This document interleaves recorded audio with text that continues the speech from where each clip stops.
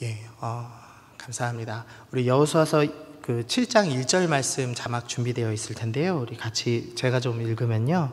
이스라엘 자손들이 온전히 바친 물건으로 말미암아 범죄하였으니 이는 유다 지파 세라의 증손 삽디의 손자 갈미의 아들 아간이 온전히 바친 물건을 가졌음이라. 여호와께서 이스라엘 자손들에게 진노하시니라 라는 말씀으로 지금 시작이 되고 있습니다. 지금 아간을 소개하는데요. 세라의 증손 삽디의 손자 갈미의 아들 아간이라는 길게 이제 설명을 하고 있습니다. 보통 이렇게 조상의 이름을 길게 부른다 하면은 성경에서는 집안이 참 좋은 집안이다라고 생각하시면 될 것 같습니다. 사울왕을 설명을 할 때 5대 조상까지 소개를 하는데요. 아마 당시 사람들이 이름을 들으면 다 알만한 사람이기 때문에 5대 조상까지 소개하는 걸로 생각이 됩니다. 근데 오늘 5대까지는 아니지만 아간도 이제 최소 3대까지 소개했고 그 위로 쭉 올라가서 유다의 아들인 세라의 자손이었다라고 소개하면서 아간이 꽤나 괜찮은 집안 사람이었다는 것을 설명을 하고 있습니다. 이 이스라엘 백성들이 이 광야에서 나와서 이제 출애굽하고 그다음 광야 생활하고 이동하는 중에 민수기에서 계수하는 장면이 나오는데요. 그때 이제 12지파를 다 합치면은 한 60만 정도의 군세입니다. 근데 그 중에서 7만 5천 명이 유다 지파 사람이었습니다. 당시 지파들 이제 적은 지파는 2만 명대 지파도 있고요. 가장 많은 건 유다 지파인데 평균적으로 한 3에서 5만, 한 4만 정도밖에 안 되는 병력을 갖고 있었습니다. 근데 유다 지파만 유독 다른 지파보다 훨씬 많은 7만 명이나 되는 사람, 그 병력을 거느리고 있는 꽤 이제 괜찮은, 그러니까 가장 강력한 지파였습니다. 이 유다가 이 창세기 38절에서 며느리 다말과 동침을 하게 되죠. 그래서 쌍둥이인 베레스와 세라를 낳게 되는데요. 그래서 유다 가문의 총 이제 3명의 마지막 셋째 아들이었던 세라가 있고 그 다음에 며느리 다말을 통해서 베레스와 세라라고 해서 이 3명의 아들들로 그 큰 가지를 이루고 있는데요. 그 중에서 이제 베레스와 세라가 강력한 사람들이었고 이 셀라는 아주 약한 가문이었습니다. 그래서 실질적으로 아마 유다 지파 7만 중에 절반은 베레스고 절반은 세라 지파가 아니었겠는가 이렇게 좀 추정해 볼 수가 있습니다. 이 베레스 쪽에 유명한 이제 사람들이 많이 있는데요. 그 중에서 이제 마태복음 1장 5절에 보면은 여리고성 기생 라합과 결혼하는 사람이 나옵니다. 살몬이라고 하는 사람이 나오는데요. 이 살몬이 라합과 결혼해서 룻기에 나오는 보아스를 낳습니다. 그리고 보아스가 쭉쭉쭉 해서 다윗 왕의 조상이 되죠. 그래서 베레스 가문은 중간에 살몬이라는 유다의 7대 손이 있고 그 뒤로 다윗 왕조에 이르는 명문 가문이라고 할 수가 있습니다. 근데 오늘 본문에 등장하는 아간도 이 베레스 쪽이 아닌 베레스의 쌍둥이인 세라 쪽 가문의 7대 손으로 등장을 하고 있습니다. 라합과 결혼했던 살몬은 이제 유대 전승에 의하면은 정탐꾼 2명 중에 1명으로 이제 추측을 합니다. 그러니까 이 유다 지파에서 베레스 가문의 살몬이 7대 손, 그리고 세라 족속에서 아간이 7대 손. 그래서 둘 다 같은 동시대를 살고 있는 사람이었고 아마도 유력한 가문, 둘 다 강력한 지파 사람들이었던 걸로 추정이 됩니다. 이렇게 좀 생각해 볼 수 있는 이유가요. 21절에서 아간이 이제 훔친 물건을 보고 좀 확인할 수 있는데요. 우리 21절 좀 같이 보시면요. 내가 노력한 물건 중에 시날산의 아름다운 외투 한 벌과 은 200세겔과 그 무게가 50세겔 되는 금덩이 하나를 보고 탐내어 가졌나이다. 보소서 이제 그 물건들을 내 장막 가운데 땅 속에 감추었는데 은은 그 밑에 있나이다 하더라. 지금 총 3가지 물건을 지금 훔쳤습니다. 하나는 시날산의 아름다운 외투 한 벌이고요. 그다음 또 하나는 은 200세겔, 그리고 다른 하나는 금 50세겔을 각각 훔쳤다라고 되어 있습니다. 지금이야 뭐 워낙에 이제 시대가 좋아지고 이제 무역을 활발하게 하는 시대죠. 그래서 저희가 핸드폰으로 중국 제품 사면 한 일주일이면 오더라고요, 빠르게는. 그러니까 뭐 이제는 뭐 교회에 누가 외국산 가방이나 옷 들고 온다고 해서 뭐 이렇게 눈에 튀는 일은 아니죠. 근데 이제 당시는 이스라엘 백성들이 출애굽한 후 40년 뒤에 있었던 일입니다. 출애굽할 때 노예 상태에서 출애굽했기 때문에 뭐 그닥 화려한 옷을 입고 있지 않았을 겁니다. 더군다나 이 시날 땅은 바벨론이 있었던 지역입니다. 이 메소포타미아 문명, 당시 세계에서 가장 화려했던 문명에 있었던 땅에서 넘어온 아름다운 외투였습니다. 그러니까 지금으로 따지면은 뭐 지금으로는 굳이 뭐 따지긴 힘들겠지만 뭐 미국산 뭐 제가 명품을 잘 모르는데 뭐 루이비통 뭐 이런 거라고 좀 생각하시면 될 것 같습니다. 근데 그거를 조선시대에 누가 챙겼다고 생각하시면 딱 맞을 것 같습니다. 조선시대의 모든 사람들이 하얀색 한복 입고 있는데 이 지금 아간이 혼자 루이비통 무늬 있는 고급 외투를 훔친 겁니다. 그러니까 한눈에 보기에도 딱 티가 날 만한 아주 좋은 물건이었다고 생각할 수가 있겠습니다. 당시에는 이제 외투가 이불로도 사용되는 물건이었습니다. 그래서 단순히 아름다운 옷이니까 훔친 것이 아니라 이제 편안한 잠자리, 그리고 한 번도 보지 못했던 메소포타미아의 가장 화려하고 아름다운 외투를 훔쳤을 거다라는 좀 생각이 듭니다. 또 은 세겔을 조금 살펴볼 필요가 있는데요. 세겔이 이제 4일치 일당에 해당됩니다. 은 1세겔이 4일치 일당이고 금 1세겔은 60일 일당 정도에 해당됩니다. 그래서 그냥 단순하게 계산을 하면 아간이 훔친 이제 액수가요 3,800일 일당에 해당하는 금액입니다. 그러니까 하루 일당 10만 원 정도 잡으면은 3억 8천 정도 되는 금액을 훔친 겁니다. 그러니까 외국에 있는 아름다운 외투와 3억 8천만 원 현금을 지금 훔쳐낸 겁니다. 여리고성 전투 때로 한번 좀 돌아가서 한번 상상을 좀 해보시죠. 여리고성이 이제 갑자기 무너졌습니다. 그리고 그때부터 전투가 시작됐겠죠. 이스라엘 백성들이 밀고 들어가서 여리고 사람들과 전쟁을 하고 손쉽게 전투에서 이겼습니다. 근데 그 다음에 어떤 일을 하냐면 모든 것을 불태우는 작업을 하죠. 근데 이제 여호수아 입장에서 한번 생각을 해보시죠. 이 이스라엘 백성이 하나님께 불태워 드리기로 한 물건을 유혹을 받지 않고 훔치지 않고 다 불태우게 해야 합니다. 그게 여호수아에게 주어진 사명인 거죠. 뭐 평민 집 정도야 이스라엘 백성들도 매일 만나를 먹고 또 나름 뭐 평민 집 정도는 자기들도 유혹 안 받을 테니까 그건 문제 없는데, 이제 문제는 이 여리고성에 있는 귀족들의 집, 그리고 아마 여리고성 왕이 살고 있던 왕궁에 있는 물건들을 불태울 때가 아마 가장 문제였을 겁니다. 그러니까 거기에는 온갖 화려한 것들이 이스라엘 백성들이 노예 생활하면서 단 한 번도 보지 못했던 화려한 물건들, 그리고 돈, 금, 은이 많이 있었을 겁니다. 근데 이제 거기에 물건들을 모아와서 불태워야 하는데 어떻게 어떤 사람을 보내야 유혹받지 않고 불태울 수 있을까에 대해서 분명히 고민을 했을 겁니다. 모세가 이 광야 생활할 때요, 모세가 아말렉과 전쟁할 때 이렇게 손을 들고 기도했죠. 그때 한쪽 팔을 누가 잡아줬죠? 형인 아론이 잡아줬습니다. 그리고 반대쪽 팔을 잡아준 사람이 있는데 훌이라는 사람이었습니다. 이 사람은 이제 유다의 베레스 족속에 있는 사람이었습니다. 그러니까 이 유다 지파의 훌이 모세의 아론과 더불어 핵심 참모였다는 걸 확인할 수 있죠. 그리고 이 훌의 손자 불살렐이라는 사람이 성전 건축을 책임지었던 사람이었습니다. 하나님께서 이 성전이 함께 이동할 때 가장 앞에 섰던 세 지파가 있는데 그 세 지파 중에서도 우두머리가 바로 유다 지파였습니다.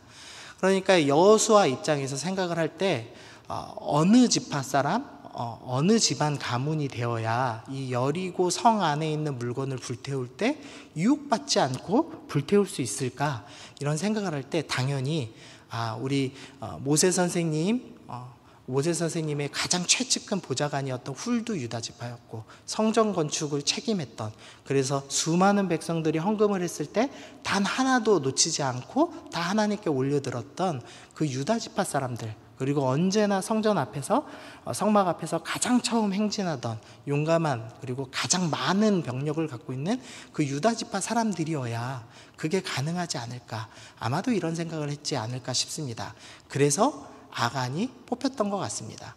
아간이 이제 여리고 성에 들어갔습니다. 그리고 그 물건들을 다 모아서 불태워야 합니다. 근데 들어갔는데 생전 보지 못한 이제 휘황찬란한 것들이 가득했습니다.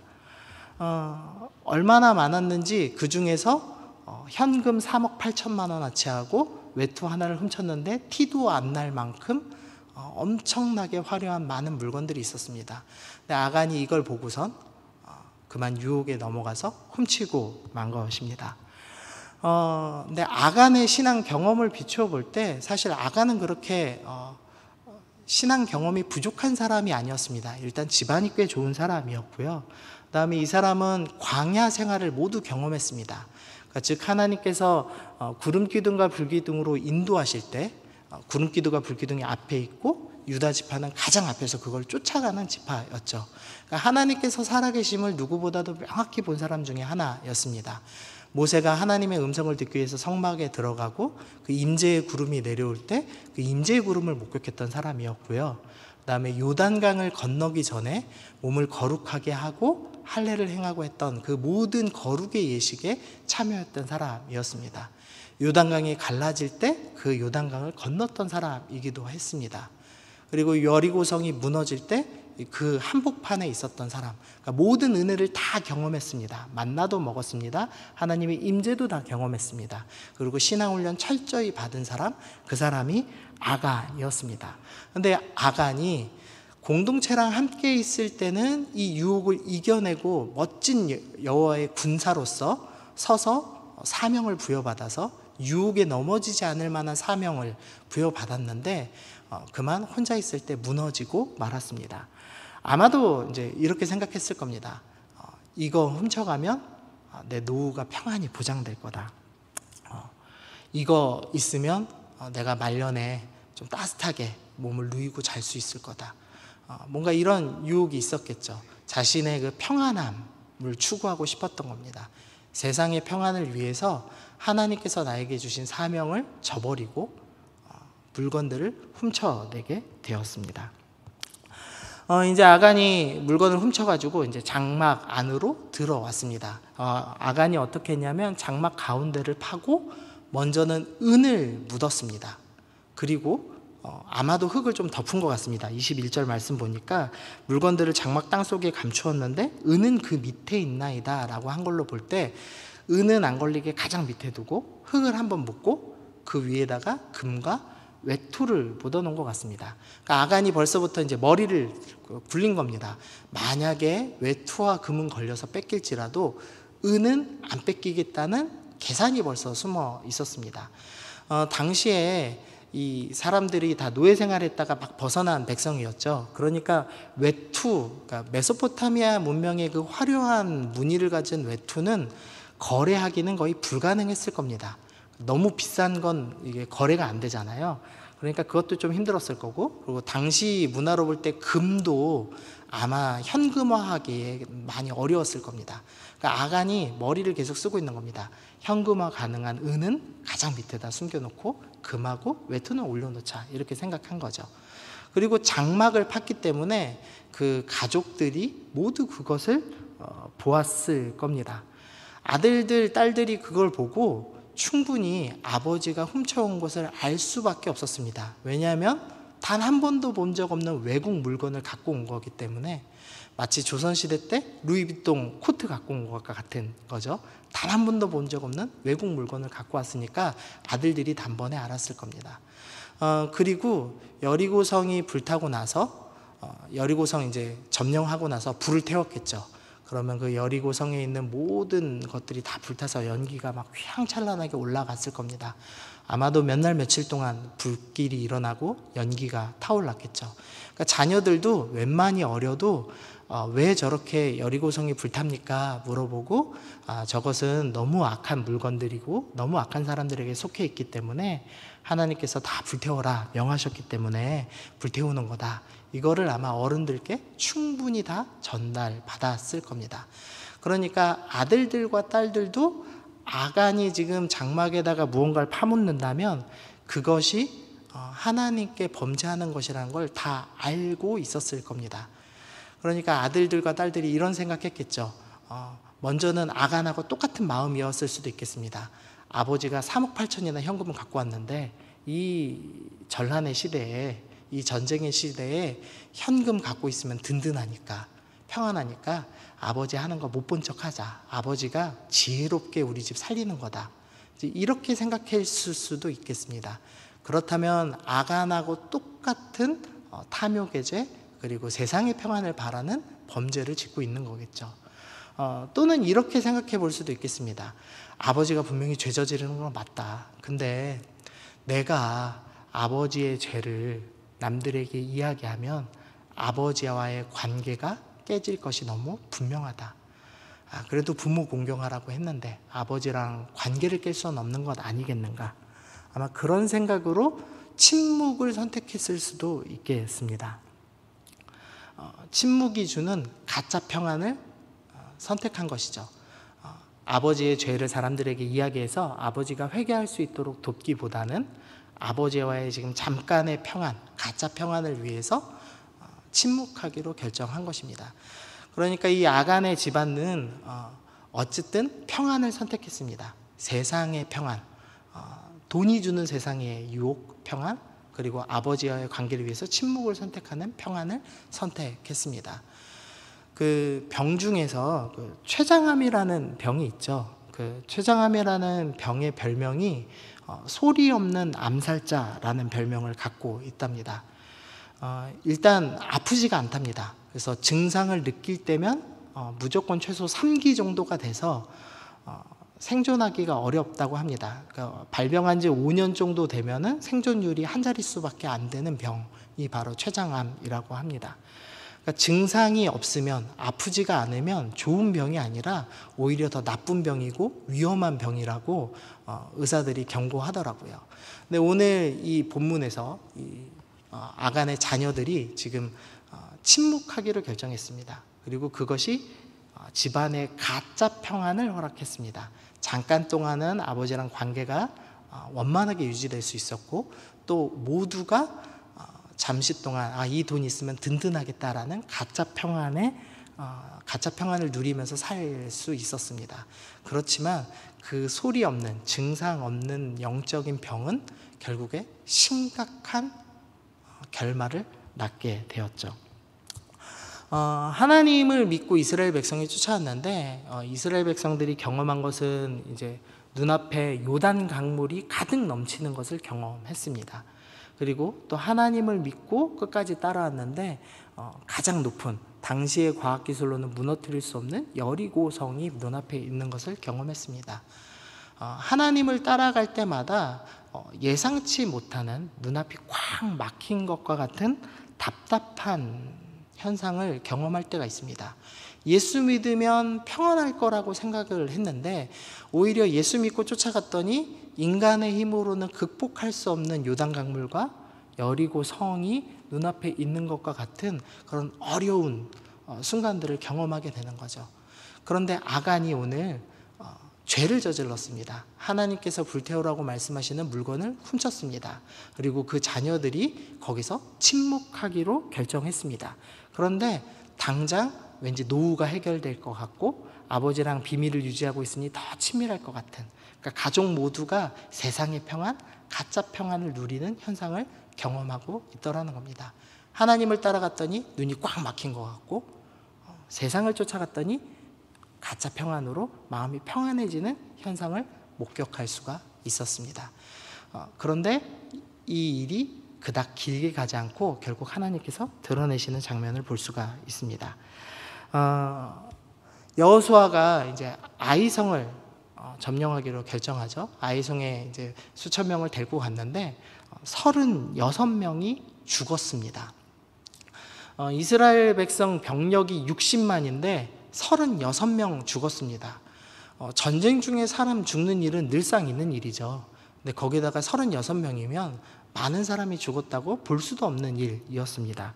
그런데 여호수아는 보통 지도자가 아니라 영적으로 아주 민감한 지도자였습니다. 모세만큼은 아닐지 몰라도 여호수아도 영적으로 민감한 지도자여서 이 패배가 절대 일반적으로 있는 패배가 아니라는 걸 직감했습니다. 그래서 여호수아가 하나님 앞에 엎드리기 시작하죠. 하나님, 이 패배가 왜 찾아온 것인지 말씀해 주십시오 라고 기도하기 시작했습니다. 그러자 하나님께서 말씀하시기 시작합니다. 누군가가 불태워야 될 물건을 훔쳤다는 겁니다. 여호수아가 그 응답을 받고 아침 일찍부터 범인을 찾기 시작했습니다. 그래서 먼저는 12지파의 리더들을 모았습니다. 리더들은 모으기 쉬웠을 겁니다. 아마도 여호수아가 이 길갈에 있는 이 진들, 적어도 200만 명 정도가 모였을 그 텐트에서 아마도 중앙쯤에 지휘소를 차리고 있었겠죠. 그리고 각 지파의 지도자들도 그 근처에 살고 있었을 겁니다. 12명을 모으는 건 참 쉬운 일이었습니다. 그래서 12명에게 설명을 했을 겁니다.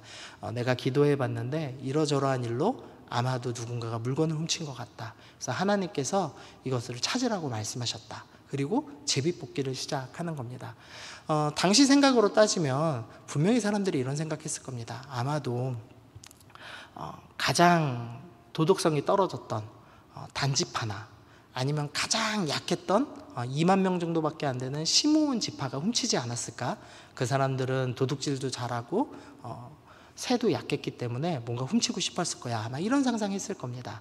근데 모세를 보필하던 그 핵심 지파, 가장 강력한 유다 지파는 절대 그럴 일 없을 거다. 이런 생각했을 겁니다. 그런데 유다 지파가 뽑히기 시작했습니다. 그러니까 유다 지파가 얼마나 당황스러웠겠습니까? 이게 얼마나 불명예스러운 일이었겠습니까? 그러니까 급히 이 세 족속의 수장을 모았습니다. 셀라와 베레스와 세라라는 세 족속을 불러 모았습니다. 이제 이 족속의 리더들이 불러 모였을 때쯤이면 유다 지파 내에 파다하게 소문이 나기 시작했을 겁니다. 우리 지파 내에 하나님께서 불태우라고 말씀하신 물건을 숨긴 사람이 있다라는 소문이 퍼졌을 겁니다. 당시에는 뭐 이렇게 전자투표하거나 카톡이 있는 시절이 아니죠. 그러니까 이 지파를 다 모으려면 아마 며칠 이상이 걸렸을 수도 있겠습니다. 지금 아간을 뽑을 때까지 총 4번의 순번을 거칩니다. 먼저는 지파, 그 다음 족속, 그 다음 가문, 그 가문 중에서 아간을 뽑는 4번의 절차를 겪었습니다. 그러니까 단 3절로 표현되고 있지만 절대 짧은 기간이 아니었을 겁니다.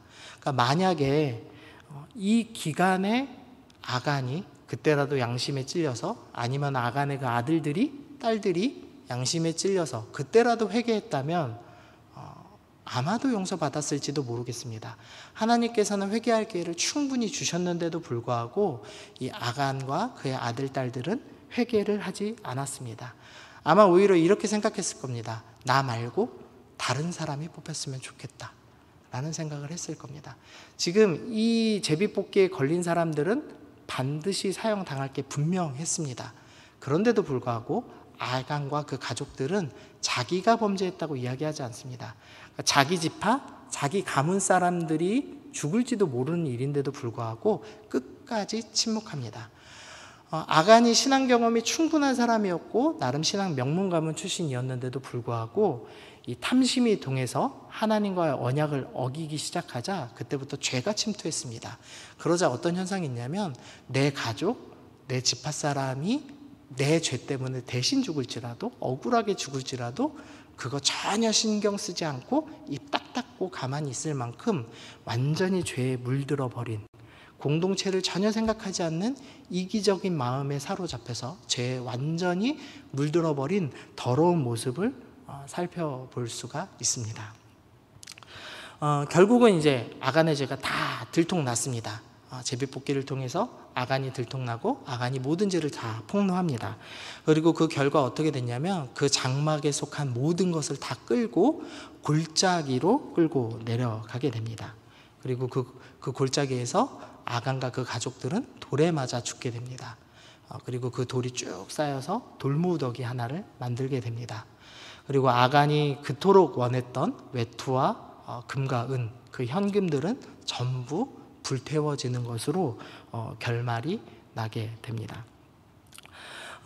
이 일을 이제 읽을 때 보통 우리가 아간이 재수없는 일 당했다라고 생각할 수도 있겠습니다. 근데 고린도전서 3장에요. 재밌는 말씀이 있습니다. 우리 조금 길지만 읽어보겠습니다. 고린도전서 3장 11절부터 15절 말씀인데요. 우리 같이 보겠습니다. 시작. 이 닦아둔 것 외에 능히 다른 터를 닦아둘 자가 없으니 이 터는 곧 예수 그리스도라. 만일 누구든지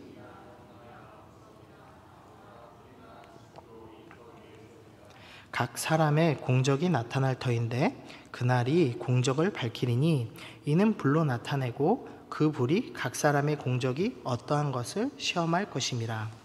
만일 누구든지 그 위에 세운 공적이 그대로 있으면 상을 받고 누구든지 그 공적이 불타면 해를 받으리니 그러나 자신은 구원을 받되 불 가운데서 받은 것 같으니라.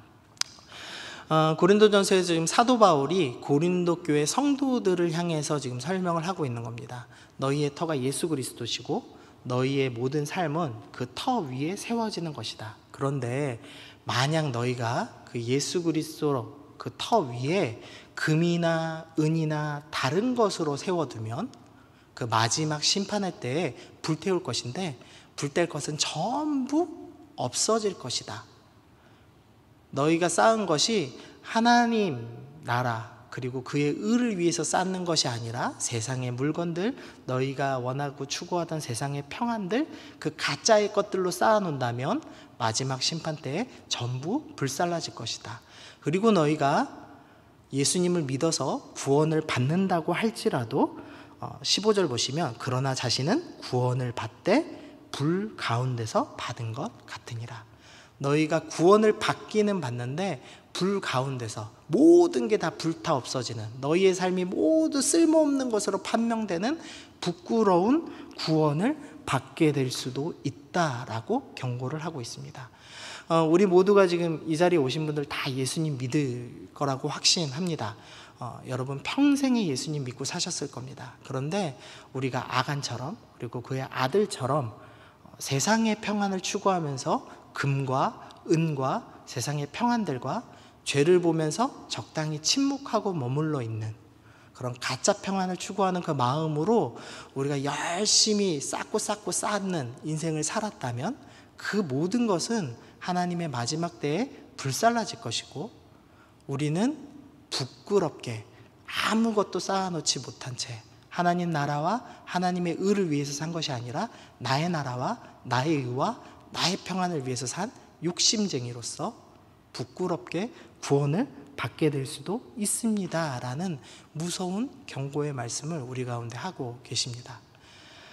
이스라엘 백성들이 지금 가나안 땅에 들어와서 두 가지의 돌무덤을 쌓았습니다. 첫 번째는 여호수아서 4장에서 요단강을 건넌 뒤에 그 하나님께 감사하며 12지파가 돌 하나씩 모아서 12돌을 쌓은 돌무더기를 쌓았습니다.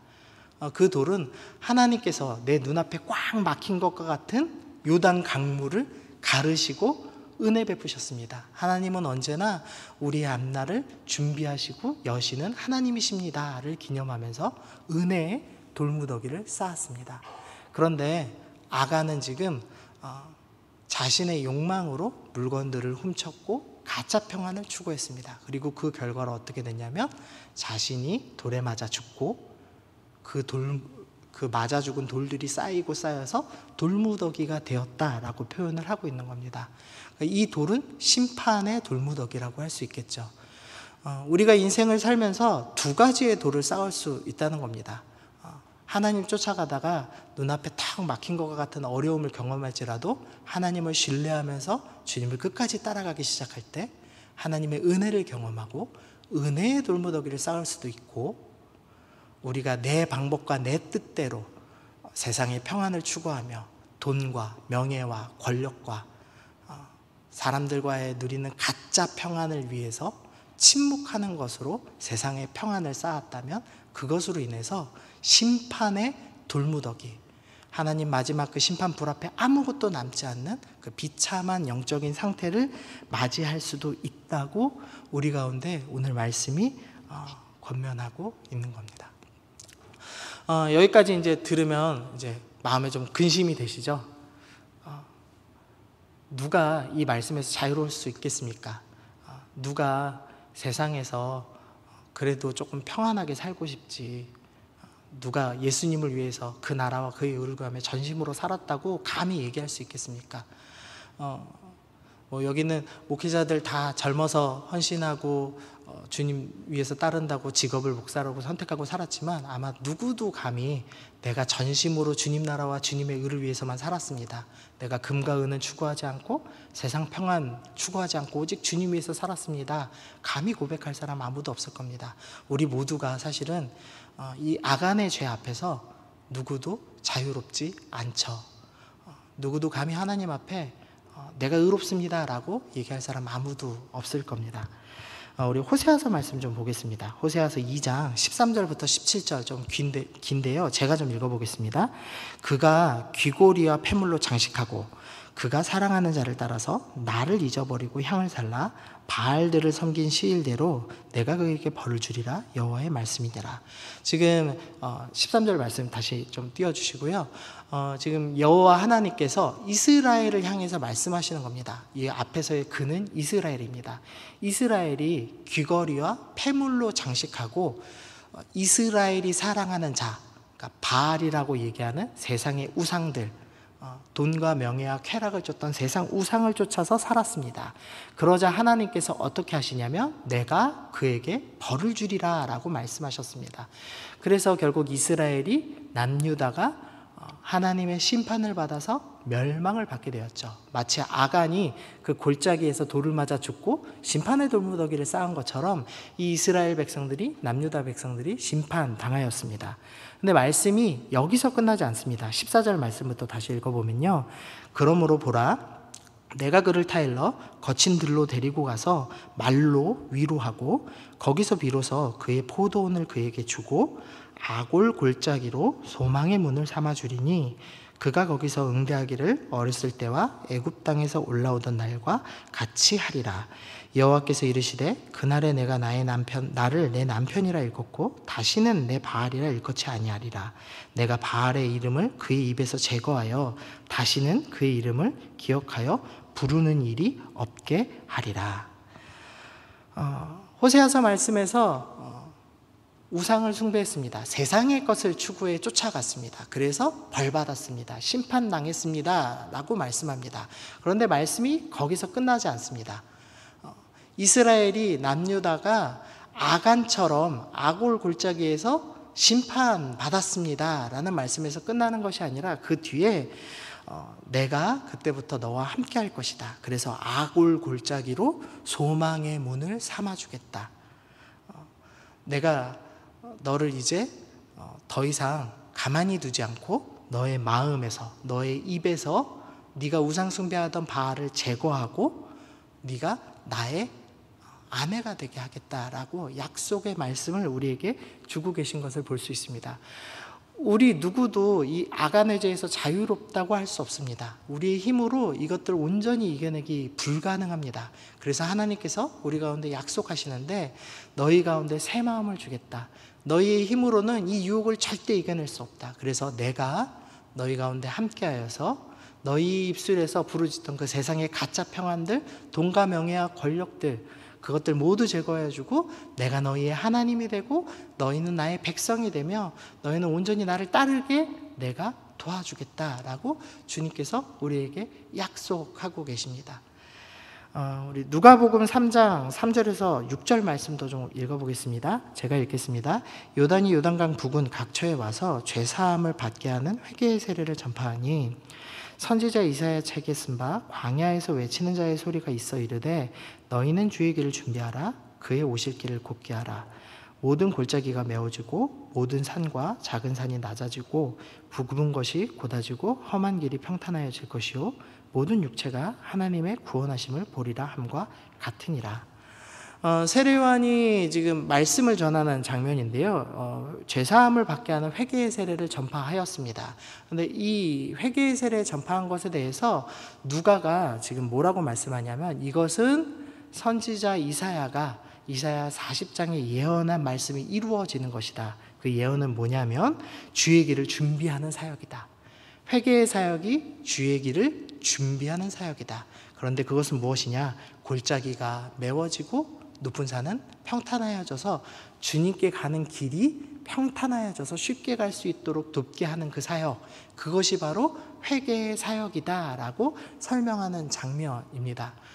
우리 모두가 죄 가운데서 자유로운 사람이 아무도 없습니다. 결국 우리는 범죄하여서 악올 골짜기 깊숙이 들어가든지, 아직 죄가 드러나지 않아서 교만하여져서 높은 산을 만들고 산 꼭대기 끝까지 교만하여져서 있던지, 우리는 골짜기 끝 가운데 죄가 다 드러나든 아니면 아직 죄가 드러나지 않은 채 교만하게 있던, 어쨌든 우리는 이 어느 중간에 있는 사람들입니다. 그런데 주님께서 내가 너의 마음을 다 고쳐주겠다, 너의 안에 우상을 다 제거해 주겠다 라고 말씀하시면서 우리 가운데 회개라는 선물을 주셨습니다. 우리가 주님 앞에, 주님, 내가 주님을 따르지 않고 아간처럼 금을 따르고 은을 따르고 세상의 평안함과 안락함과 세상의 아름다운 것들을 추구했습니다 라고 주님 앞에 회개하며 나가기 시작할 때 골짜기가 메워지는 것처럼 주님께로 가는 길이 더 평탄하게 될 것이라고 우리 가운데 약속해 주는 말씀입니다. 여러분, 오늘 우리가 그래서 회개하고 싶습니다. 아간은 신앙 명문 가문이었습니다. 부끄러울 것이 없는 사람이었습니다. 아마도 그래서 여리고의 가장 귀한 것들을 불태울 사명을 받은 사람이었을지도 모르겠습니다. 그런데 아간이 넘어졌습니다. 세상의 평안을 쫓아가기 시작했습니다. 그리고 그의 아들과 그의 딸들도 그것을 쫓아가기 시작했습니다. 그래서 결국엔 골짜기 끝에 모든 것이 불태워지는, 그리고 심판의 돌무더기를 쌓는 그런 비참한 결말을 낳았습니다. 하나님께서 오늘 이것들 우리에게 보여주시면서 너희가 만약에 악올 골짜기 들어가기 직전에 거의 있거든 지금이라도 회개해라. 너희가 아직 죄가 드러나지 않아서 너희의 교만이 산 꼭대기까지 미쳐져 있더라도 너희가 지금이라도 회개해라. 주님께로 가는 길이 곧아질 것이다. 내가 너 절대 포기하지 않고 너희 입술에서 너의 우상들, 세상의 평안 추구하는 것들 다 내려놓게 할 터이니 너희 걱정하지 말고 지금이라도 주님 앞에 나오라고 우리 가운데 경고해, 그렇지만 소망의 말씀을 우리 가운데 허락해 주고 계십니다. 그래서 이 말씀 기억하시면서 오늘 함께 좀 찬양하면 좋겠는데요. 부흥 찬양 준비했습니다. 부흥 찬양 가사 중에요. 이제 우리 모두 하나 되어 이 땅에 무너진 기초를 다시 쌓을 때 우리의 우상들을 태우실 성령의 불 임하소서라는 말씀이 있습니다. 오늘 이 찬양하시면서 이런 기도하셨으면 좋겠습니다. 하나님, 우리 안에 성령의 불로 임하셔서 내 안에 죄악들, 세상의 평안 추구하던 것, 세상의 아름다움 추구하던 것, 죄를 보고 침묵하던 그 더러운 마음들 다 불태워지게 하여 주옵소서. 그리고 성령의 불로 우리가 뜨거워져서 우리 영혼에 참된 부흥이 임하게 하여 주옵소서. 우리 그렇게 소망하시면서 우리 함께 찬양하도록 하겠습니다.